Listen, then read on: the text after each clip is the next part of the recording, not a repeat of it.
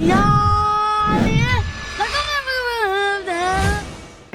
يبتدي البرنامج زي كل سنة، رامز لابس لبس غريب، لون شعر غريب، وبيقول كلام غريب. فانت هتعمل جوني ديب يا تعمل جيم كاري، انما جو اخو ياسر جلال ده شغال بصراحة. برافو عليك، برافو. رامز يطلع يقول لك رمضان كريم وكل سنة وانتم طيبين، ويا رب كل رمضان متجمعين، ونكتشف ان رامز جلال طول عمره كان بيحلم يغني راب بس ما جاتش معاه. فبيجيب الضيف يدسه ويسف عليه ويعمل فيه مقلب، واحيانا بيقول افيهات جامدة. حلو لا وضارب جزمة ماركة، واضح ان الخميرة كانت كتيرة. وبيضحك فعلا، مرة يلبس لك غوريلا، مرة يلبس لك جودزيلا. السنة دي بقى عاملين شغل مختلف خالص. بيجيبوا الضيف يركبوه عربية تسلا في السعودية، ينزل من العربية يلاقي المذيعة مستنياه، تعمل معاه لقاء وبتعرفه ان ده برنامج مسابقات ومواهب ومخترعين، ويروحوا مدخلين عليه دوجزي.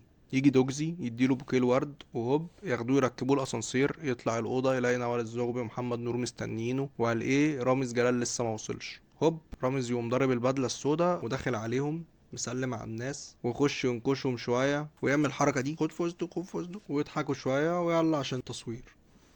يخش الضيف يلاقي مسرح وجمهور ومذيعة وبرنامج فعلا، وناس بتخش تعرض مواهبها وتصويت ومصورين وكاميرات، والراجل ده يخش يعمل حركة السيف والبالونة، والراجل ده يخش يمرجحهم، والراجل ده جامد والمفروض يكسب المسابقة، لحد ما يخش الراجل الياباني ده ويقول لهم انا عملت روبوت بالذكاء الاصطناعي يكشف عليك ويعمل لك تشيك اب كامل في خلال 10 دقايق. ويختار مين؟ يختار الضيف اللي رامز جاي. فالضيف طبعا ما بيشكش في حاجه، يروح معاه يروحوا رابطينه. فالضيف لو ممثل بيتربط في سرير المستشفيات، ولو لعيب كوره بيربطوه في بيبي فود ويدخلوا عليه الزنجباري. يخش رامز جلال لابس راجل آلي ويقعد يسأله أسئلة خالك اللي عايش طول عمره في الخليج اللي جاي يسألهم لك عشان يبان قد ايه هو روش طحن. يقعد رامز جلال يحدف عليهم صواريخ ويسف عليهم ويكهربهم. ومن مكاني ده كنت عايز اقول ان الكهرباء ملهاش صوت، والراجل اللي عمل هندسة صوتية للبرنامج ده تعب جدا وهو بيحط صوت الكهرباء كل مرة رامز يلمس فيها الزبون. ياخد بقى الفنان في الغسالة يقعد يطلعه فوق وينزله تحت ويجيبه يمين ويجيبه شمال، وده برنامج متكلف ملايين فهو ما بيتوصاش.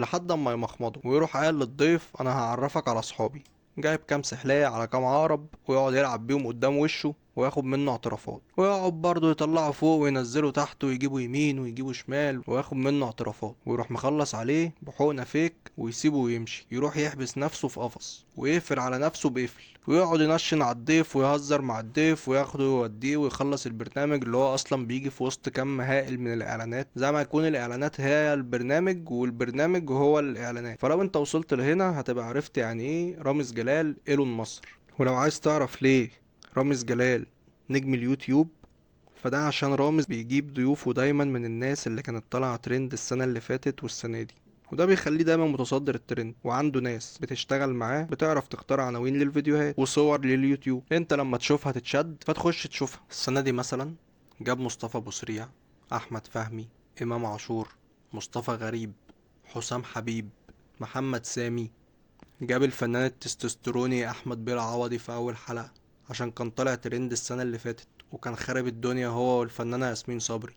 السنة دي بقى عامل مسلسل زهيرو بنصر او بالعربي فهد البطل، وده مسلسل هلامي كده، لو مش فاهمينه قولولي عشان اقول لكم يعني ايه.